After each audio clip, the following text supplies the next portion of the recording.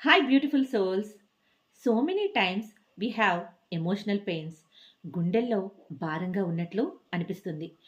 మనసు తేలిక పడితే బాగుండు కదా అనుకుంటాం. కానీ ఎలా? Don't worry. There is a solution. That is forgiveness, which is equal to emotional freedom. The most healing and heart touching theme. మన లైఫ్లో చాలా ఇబ్బందుల్ని ఫేస్ చేస్తాం. పాస్ట్ రిలేషన్షిప్లో ఆర్ ఫ్యామిలీలో ఉన్న కన్ఫ్లిక్ట్స్. కొన్నిసార్లు మన మీద మనకే కోపం వచ్చి మనం క్షమించుకోలేం. ఆర్ ఎవరైనా వ్యక్తి మనల్ని బాధ పెట్టవచ్చు. ఇటువంటి సిచ్యువేషన్స్లో అవతలి వ్యక్తి ఎలా ఉంటారో తెలియదు కానీ అది మన మీద చాలా నెగిటివ్ ఎఫెక్ట్ని చూపిస్తుంది. ఎలా అంటారా? ఒక మిడిల్ ఏజ్డ్ లేడీ ఉన్నారు. ఆమెని కొన్ని సంవత్సరాల కిందట తన సిస్టర్ చాలా బాధ పెట్టారు.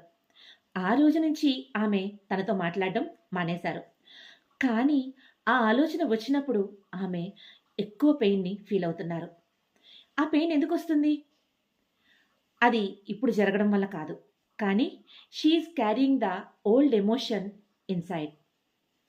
మనం కొన్నిసార్లు ఆ పెయిన్ని ఒక బ్యాడ్జ్ లాగా ఉంచుతాం. అది మనల్ని ప్రొటెక్ట్ చేస్తుంది అని అనుకుంటాం. కానీ నిజానికి ఆ పెయిన్ మనల్ని హర్ట్ అనే వైబ్రేషన్స్లో స్టక్ చేస్తుంది.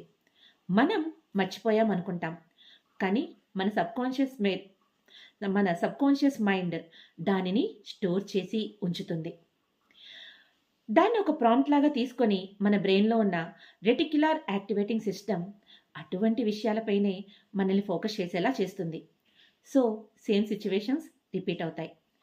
మన బ్రెయిన్ స్ట్రెస్ హార్మోన్స్ని రిలీజ్ చేస్తుంది.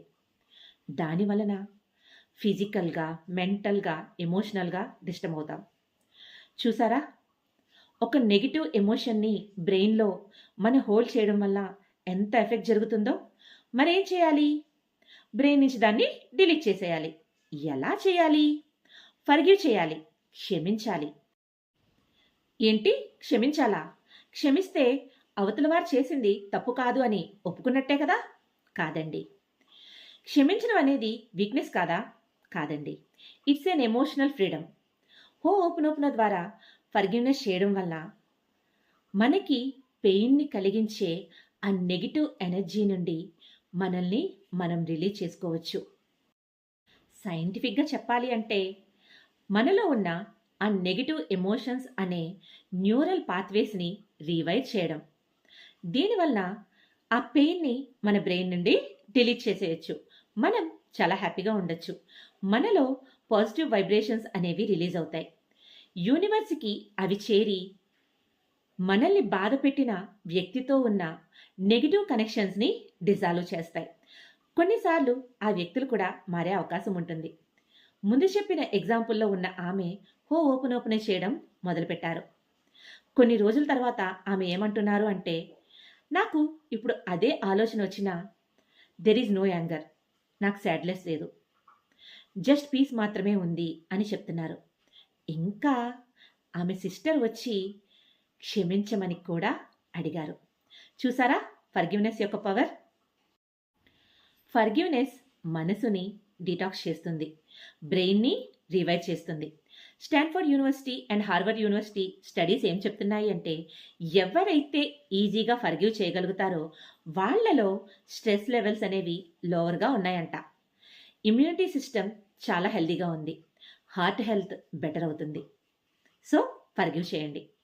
ఈరోజే ఒక స్టెప్ తీసుకోండి. Forgive not for others, for your peace. మీకు మీరే చెప్పుకోండి, I forgive and I am free. So మనసుని తేలిక చేసే ఈ జర్నీలో చాలా నేర్చుకుందాం. మన లైఫ్లో ఉండకూడదు అని అనుకున్న వ్యక్తిని ఎలా ఫర్గివ్ చేయాలి, వాళ్లతో ఎలా కార్డు కట్ చేయాలి, ఫర్గివ్నెస్ వెనుక ఉన్న డీప్ సైన్స్ అండ్ సైకాలజీ ఏంటి, ఎమోషనల్గా ఎలా ఫ్రీ అవ్వచ్చు, ఇటువంటి విషయాలన్నింటినీ కూడా నా జూమ్ సెషన్స్లో మరింత డీప్గా తెలుసుకుందాం. So please follow me in social media. Please subscribe and follow my channels. Forgive and be free.